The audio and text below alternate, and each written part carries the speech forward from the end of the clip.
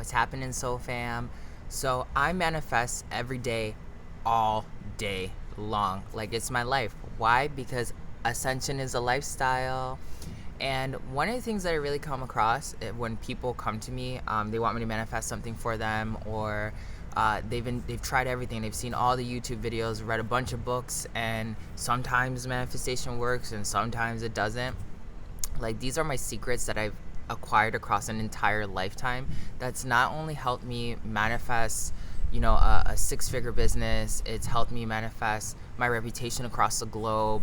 It's helped me manifest just like daily things on the regular when I need them. These are the prime techniques and the secrets that you need to understand so that you can go ahead and manifest like a pro. Okay, if you're looking to accelerate your ascension and cut all the BS in the quickest amount of time possible, schedule a one-on-one consultation, a clarity consultation, 100% free, to see if you're a good fit for our coaching program. Go ahead and send me a DM on Instagram saying clarity call, or check out my link in my bio, and we can get you started towards your ascension in lightning speed. So let's dive into your manifestation techniques. So there's a ton of different ways you can manifest, but let's talk about Atlantean Alchemy. That's what I've been really channeling this past month. And Atlantean Alchemy tells us about the divine feminine and the divine masculine. When we are manifesting, we always manifest in the divine masculine. The divine masculine is a straight line, okay? So we see with a straight line that we have to get to our point, like we have to get there, bam, no other obstructions or anything happening, right? But when you think in a straight line, what are you actually doing? You're thinking linearly. Most people don't really think about it that way, right? And that's what happens. Most people are like, hey, I want to manifest like $1 million. Well, I have to manifest it by winning the lotto, right? And they put their mind right there and they become linear, very masculine. And if it's not that way, it's not worth it at all, right? And then when their manifestation doesn't come through because they haven't gotten that winning lotto ticket or whatever, then they're like, oh, the law of attraction just doesn't work for me. But let's look at what Atlantean Alchemy also says about the divine feminine. The divine feminine travels in spirals. The divine feminine is constantly dancing, right? And when the divine masculine and the divine feminine are not in unison with each other, then the divine feminine becomes very resentful. It becomes very it stops spinning. It spins out of control because it wants to become more and more rebellious, because the masculine is trying to dictate every aspect of the divine feminine's life. We see that in a bunch of different aspects in our third dimensional reality. So if we tap into our divine feminine, we understand that through manifestation, it's like surrendering. That's where those mentalities, those techniques of like, you have to feel it inside of you to know that you're manifesting it, right? And you have to put the thoughts out in the masculine sense to know what you're going for. So you have to put the thoughts out masculine wise to know what you're going for. And once you've done that, you create a straight line, right? To that point. You know where you're going, but then you have to allow yourself to embrace the divine feminine, surrendering into the fact that you put this manifestation out there, and let yourself to spin and spiral and dance until you dance, and getting to your ultimate reality, right? So it's really important for you to understand how you create and you surrender. You create and you surrender. Some techniques want to just tell you all about surrendering, but if you surrender without purpose, then you're always going to get somewhere, but not exactly where you always wanted to get to. A really good example right here is maybe you really want to become a doctor, right? And you're like, well, that's my purpose. I'm just going to perpetually surrender into wanting to be a doctor. But you never actually take the action, the masculine action, to say, I'm going to apply to medical school. I'm going to start reading on my own all about medicine until I get to the next step, right? You have to put a little bit of action and a lot of surrender as well. One of the things that I do every day, literally, I released my morning technique just yesterday, and what I do is like, okay, I wake up in the morning and I'm like, okay, I'm gonna make sure that the first manifestation I put out into the universe right off the bat, manifestation is a lifestyle.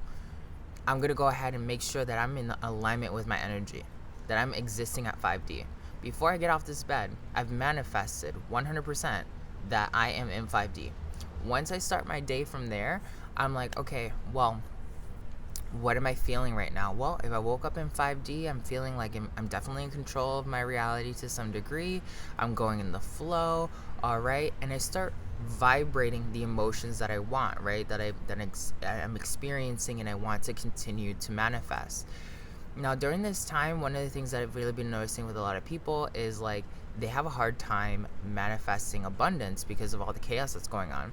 But that's only a perception of your reality that limits you because you're not looking at anything else, okay?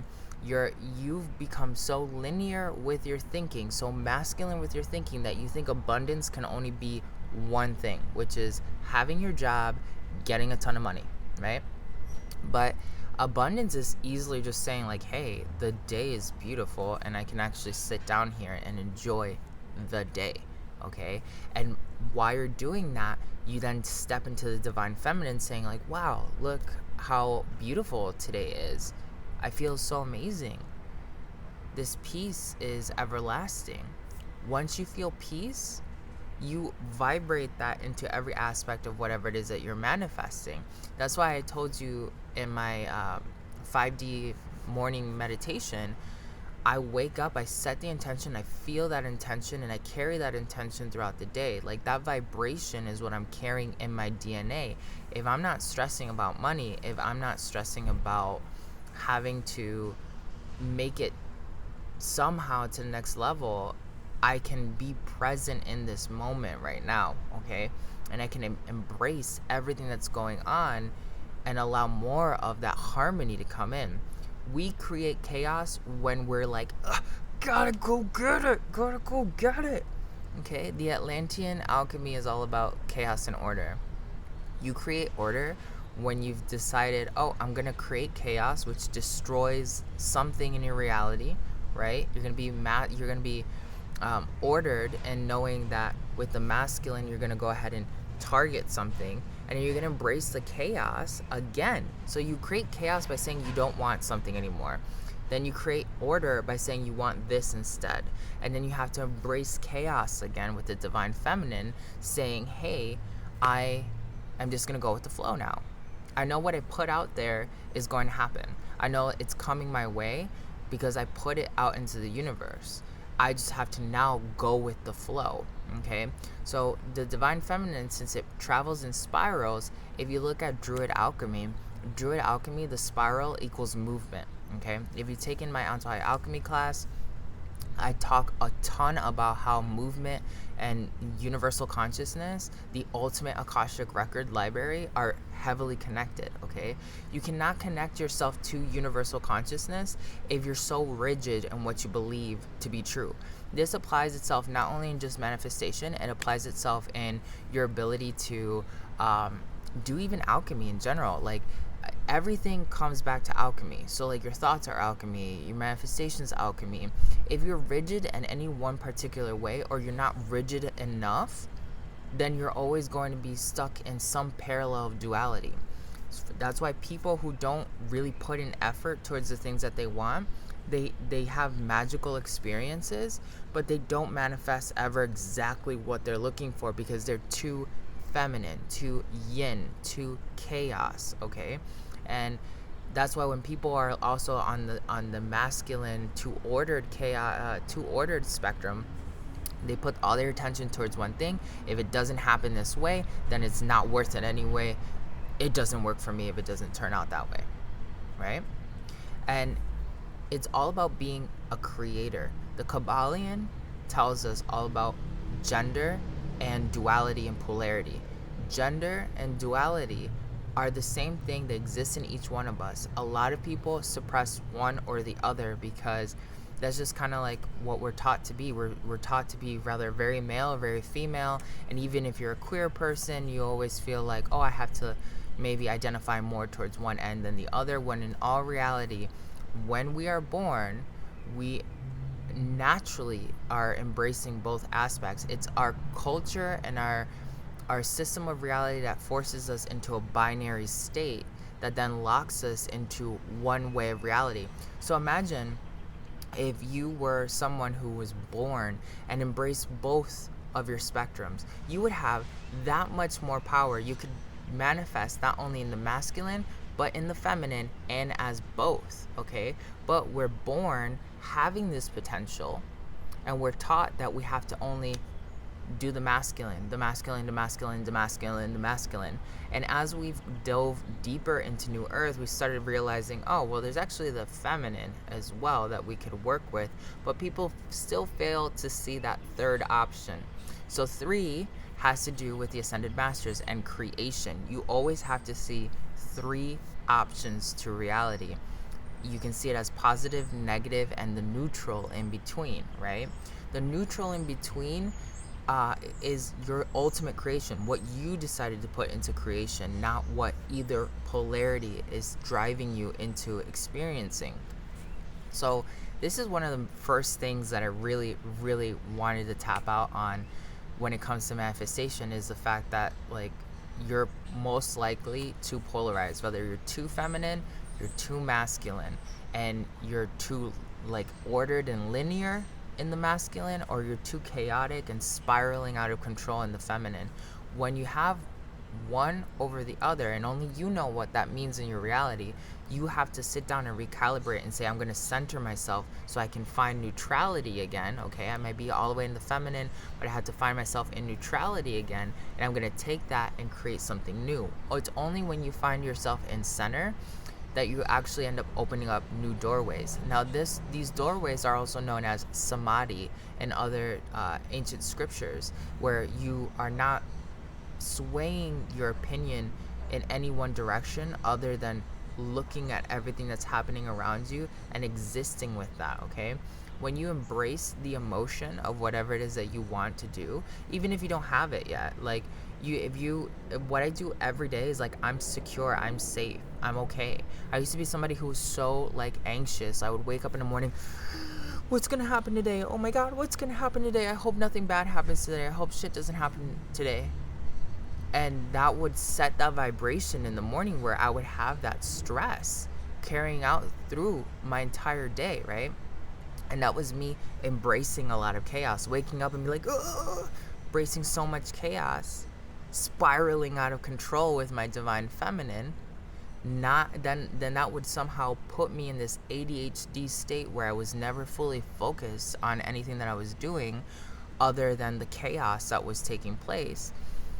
And it wasn't until I was like, okay, I'm not going to do this to myself anymore. I'm going to, like, wake up in the morning. I'm going to put order. I'm not just going to wake up into chaos. I'm going to put order into my reality, tell it what I want it to do, and then I'm going to dance the dance of chaos after I know what's going to be happening.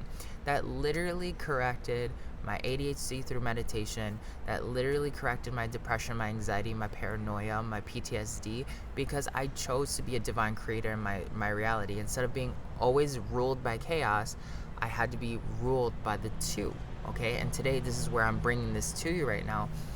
This is what manifestation is really all about. The vortex is that spin, right? The divine feminine of surrendering, right? But you can't have a vortex with a particular spin if you didn't put an order in the masculine as to what it is that you were going towards. So sometimes you hear Abraham Hicks talk about the vortex, like, what is it that you want in your vortex, and bring that into your vortex, right? The vortex being the feminine, what you want being the masculine, right? But a lot of people struggle understanding, like, what does that mean, creating a vortex? The vortex starts with your intention the moment you wake up. You're going to experience 5D all day today. That you're going to go ahead and you're going to relax and carry that vibration with you everywhere you go. The moment you hold on to that vibration in your heart center and you carry out your day, bam, the vortex is already happening, all right? And your intention of saying, I'm going to have harmony all day long, is exactly what's going to play out, because that is the anchor in the vortex. So this was my little tip for you today. Again, If you're looking for one-on-one coaching, go ahead, schedule that clarity call, DM me, and we'll get you started. I'm sending you all of my love. Share, share, share.